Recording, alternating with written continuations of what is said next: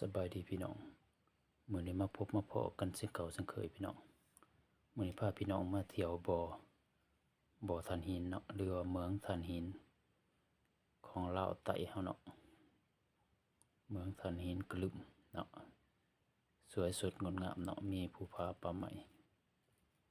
บ่อตัวนี้เขาเอิ้นบ่อเซ็นเตอร์เนาะจะขุดลงไปลึกเป็นลึกแต่เฮาถ่ายอยู่ในมุมไกลเบิ่งคือบ่อยากเห็นว่าลึกเนาะตัวนี้มุมด้านสูงเบื้องสูงเนาะแนบลงไปบ่ช่วงนี้ก็ให้เบิ่งภาพเป็นนำเนาะบ่ให้เบิ่งแต่ในบ่อ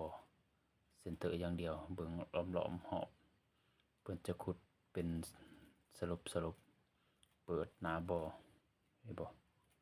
ภูผาป่าไม้งามพี่น้องสวยสดงดงามบ่ผู้ใดบ่เคยเห็นนี่ได้ตื่นตาตื่นใจเนาะกล้องก็บ่อยากแจ้งสัตว์ปานใดพี่น้องมันถ่ายไกลแน่หน่อยหนึงเนาะตัวนี้สิได้ถ่านหินขึ้นมานำใส่สิได้ถ่านหินขึ้นมาผลิตเพื่อมาขายมาผลิตให้เป็นเกรดที่ตามลูกค้าต้องการเนาะได้ใส่ทุนใส่กำลังแรงกำลังกายบ่แม่นง่ายพี่น้องใส่งบประมาณหลายเนาะใส่รถใส่ราง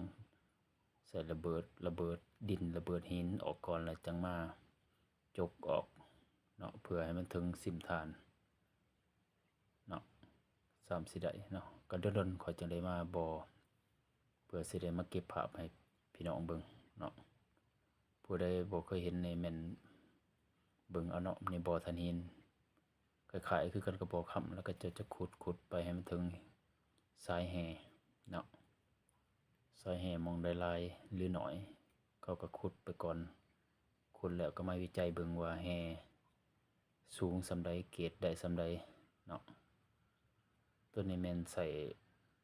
ถ่ายไปนำรถเนาะขี่รถแล้วก็ถ่ายไปเรื่อยๆตัวนี้กองแห่เนาะพี่น้องกองสต็อกแห่เนาะที่ว่าเฮาผลิตแล้วเอามากองไว้พ่นห่ำมันก็จะเป็นแบบนี้เฮาบ่ได้เอาเข้าโกดังตัวนี้คันถ้าเข้าโกดังนี่ก็พร้อมขายคันตัวใดเฮาผลิตแล้วเฮาเข้าโกดังแล้วพร้อมขายแต่ตัวนี้ช่วงฝนนี่ขายบ่ได้แหละความสุ่มสูงเกินเนาะนี่โกดังอยู่ข้างในก็เฮาผลิตถ่านเอาไปบรรจุถ่านใส่ไว้ในโกดังเต็มเนาะพร้อมจะขายให้ลูกค้าโดยที่เฮาบ่ได้ให้ถ่านเปียกเกินไปบ่ให้ตากฝนไว้ซะบ่ให้อยู่กลางแจ้งบ่คือสมัยก่อนตอนบ่มีโกดังนี่ได้ตากฝนและขายไปตามธรรมชาติเลยเนาะความสุ่มก็จะสูงโกดังก็บักใหญ่เนาะพี่น้องผลิตถ่านแล้วผ่านห้องแงะห้องล้างแล้วก็เฮามาเข้าโกดังนี่แหละพี่น้องโกดังแล้วก็มีทีมงานเขาเจ้าก็มาขายเขาจะแบ่งกันเป็นทีมเนาะเขาเรียกว่าทีมควบคุมคุณภาพทีม QC พวกนี้ได้เกรดถูกต้องตามต้องลูกค้าต้องการก็เจ้าก็ขายออกไปเนาะขายให้ลูกค้าตัวนี้ก็กองแห่พี่น้องตัวนี้ยังเป็นแห่ดิบแห่บ่ทันได้ผลิตแห่จกขึ้นมาจากบ่อตัวนี้เห็นว่ามันจะเป็นก้อนด้วยเนาะพี่น้องตัวนี้บ่อตัวนี้เบื้องนี่แม่นเบื้องฝากบ่อตัวใหม่อีกบ่อกระลึบเนาะตัวนี้เนาะตัวก่อนน่ะแม่นบ่อปักไส้ตัวนี้เป็นกองที่ว่ายังบ่ทันผลิตเป็นกองสต็อกไพล์เขาเอิ้นกองแห่เฮาก็เก็บมาไว้นี่เกรดเขาเอิ้นจัดอยู่ในเกรดแม่นโลเกรดตัวนี้ยังบ่ทันได้มาผลิตบ่ทันได้แยกออกเนาะบ่ทันผ่านห้องแยกห้องล้างมีแต่ขุดออกจากบ่อที่เฮาสปอตแห่ออกมาไว้เนาะที่เฮาแยกแห่ออกมาไว้เป็นเกรดใดตามที่เฮาประเมินเบิ่งในเบื้องต้นเนาะคันเฮาว่าเกรดโลเกรดเฮาก็แยกไปใส่กล่องโลเกรดคันไฮเกรดก็ใส่ไฮเกรดมีเดียมเกรดก็แยกไปใส่มีเดียมเกรดเนาะโกดังใหม่เนาะโกดังของทางบ่อกระลึมเนาะเพิ่น เพิ่นเฮ็ดเพื่อเพิ่นสิบรรจุฐานพอเพิ่นสร้างโรงหลางอยู่เบื้องนั้นเนาะ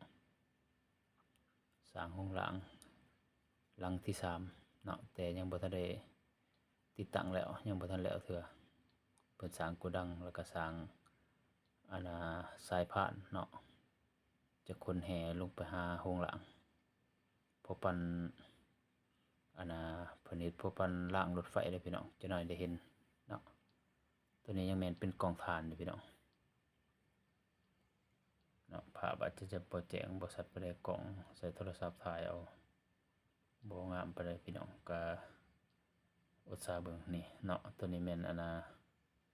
สายพานเพื่อคนแห่เข้าไปหาโรงแยกโรงหลางเนาะตัวนี้โรงหลางบ่แม่นโรงแยกโรงหลางหลังที่3พี่น้องเพื่อเพิ่นสิไปล้างถ่านผลิตเป็นเกรดที่ต้องการเนาะมักเกรดใดเนาะเห็นบ่เพิ่นเฮ็ดสายพานล้างสายพานพอปั่นรางรถไฟเลยบ่งามๆพี่น้องเนาะพอดีคนมีโอกาสมาเมืองตัวนี้มาบ่อตัวนี้ก็เลยได้ถ่ายคลิปให้เบิ่งเนาะสวยงามก็ขอบใจที่รับชมรับฟังคลิปนี้เนาะก็ขอฝากกดไลค์กดติดตามหน่อยเด้อพี่น้องเจอกันคลิปหน้าโอเค